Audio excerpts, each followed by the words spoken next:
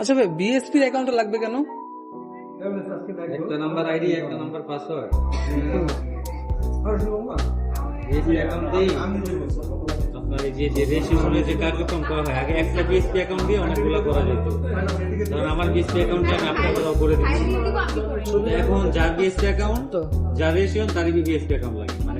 মানে এটা মানে কেন আগে তো ছিল না কোনো সময়? আগে ছিল না, আগে বিআরটি চাইতো না, বিআরটি এখন বিআরটি চাচ্ছে। মানে বাইকটা আসলে কার নামে রেজিস্ট্রেশন হচ্ছে ভিডিও করছে? হ্যাঁ, জাস্ট জানার জন্য। বাইকটা কার নামে রেজিস্ট্রেশন হচ্ছে বিআরটির কাছে সবসময় অ্যাকচুয়াল ডাটাটা থাকতো না। এখন প্রত্যেক মানে আপনার বিএসপি হচ্ছে যে আপনার যে এনআইডি কার্ড আছে, এনআইডি কার্ডের এগেইনস্টে ওই সিম রেজিস্টার করতে হবে এবং ওই সিম দিয়ে বিএসপি ওপেন করতে হবে। এবং যখন হচ্ছে বিআরটি